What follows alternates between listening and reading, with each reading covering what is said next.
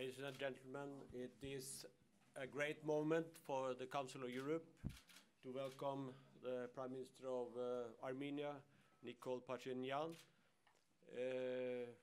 We have had a very good meeting, and of course I have praised the Prime Minister for what has happened in Armenia, that Armenia, the people of Armenia and the authorities completed a peaceful and democratic transition based on the constitution. By the way, Council of Europe was heavily involved in the working out of the constitution. We are pleased to see that it has worked, and that elections in December was in a way the final act of this peaceful transition. I would like to commend also the Prime Minister for the fact that he is moving forward rapidly with reforms, in particular in the judiciary, where also Council of Europe stands ready to assist. We have recently adopted the new action plan for Armenia from 2019 to 2022. It's a very broad action plan building on the former one, and we will continue in the same way, namely working together by bringing Armenia forward and to strengthen the institutions and the checks and balances in the country, also in order to fight what is high on the agenda, I know, for the new government, namely to combat corruption. So it is great to have the Prime Minister here. I congratulate you with everything you have achieved till now, and I can reassure you that we will continue to be an important partner. It is absolutely clear Armenia is a European country rooted in European history and European values. Yeah. Thank you. Thank you very much, Honorable Secretary General, ladies and gentlemen. I would like to thank one more time Secretary General Յագլанд for warm welcoming. And yes, we discussed a wide range of bilateral agenda, and we stated that during the revolution, Armenia proved one more time that it is really a European country, and for that, what was very important, it was the statement that democratic revolution in Armenia, the revolution of love and solidarity, was fully domestic idea and domestic political process, and no one foreign force was involved in our political processes. And that proved one more time that democracy fully derives from our people's mindset, from our people's wishes, and now there is no doubt that Armenian government fully devoted to the democratic reform agenda. And of course, we need to state as well that the activities that Council of Europe was doing in Armenia since the accepting Armenia as a full member of the Council of Europe, that the activities were very supportive for the democratic changes in Armenia. And of course now, when we can state that Armenia already is a democratic country, now also we hope and we need for support from Council of Europe, because we need that huge experience that Council of Europe has implementing and succeeding in democratic changes and establishing a real and institutional democracy, rule of law, freedom of speech, human rights protection, independent judiciary, etc.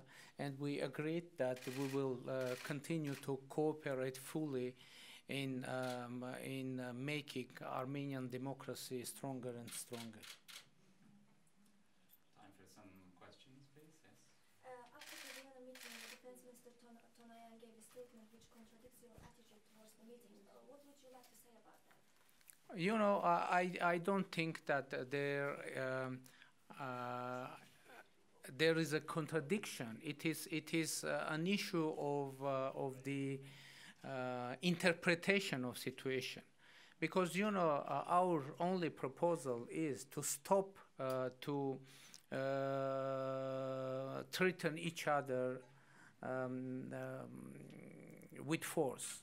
We need to stop to use threatening wording in relations between Armenia and Azerbaijan, between Nagorno-Karabakh and Azerbaijan. And our proposal is to prepare our societies for peace and not for war. And we hope that our partners in Azerbaijan will address our call. And when they will do that, we will have a completely different situation. Lady from, sorry, excuse me, no, we have no time for the second question, sorry. Armenian Public Television, hello, Mr. Youngblood, I have a question for you. 2 days ago, the Council of Human Rights told that it is very impossible to visit the gray zones. What do you think? What practical steps it needs to take to resolve this process? Thank you. Yeah, I have made a very concrete proposal on that. First of all, it is built on my principal position, which I've held for a very long time, namely that it is unacceptable that Council of Europe monitoring bodies and the Human Rights Commissioner cannot work in certain areas on the territory of Europe, the so-called grey zones, and Nagorno-Karabakh is such a grey zone for us because we are not able to work there because it is being blocked. My proposal is that we should now look at the mandate of the Human Rights Commissioner, which is a very wide one, and that the Commissioner should have right to go everywhere she wants in the way she sees possible, and that this should be underpinned by a political statement, let's say, from the governments of Europe, so that this can be possible. Of course, it would be even better if the monitoring bodies, the permanent monitoring bodies of ours, could do the same, but let's start with the Human Rights Commissioner, and it is for me self-evident that the Human Rights Commissioner should be allowed to work in a non-political way, and her work should not at all affect our views on the status of these areas. She is entertaining really a humanitarian work, full stop, and it should be seen like that. One last question. Mr. Յագլանդ, Mr. Prime Minister, if you react, I would appreciate. So, do you have any new suggestion for Armenia, and what do you expect, especially in this post-revolution period, from Armenian new government regarding to human rights, democratic reforms? Well, what I have heard today, and I've seen it previously from the new government, that the government has a reform agenda. It is committed to, for us, which is very important, reforms in the judiciary. And of course, it's important also to look at how the opposition can work and how the media can work in a system of checks and balances. And that is also the only way to combat corruption, because if we don't have checks and balances by a parliament and by an independent judiciary and independent news media, then we always get corruption. So what I've heard is that this is the agenda of the government, which we of course will do everything we can to support. There is nothing to it. I was a spokesman of the government. Thank you. Okay. Yeah, it is the decision of the Yerevan municipality to name one of the squares in the city center of Yerevan as Europe Square, and it is decision, and I would like to pass this as a souvenir to you.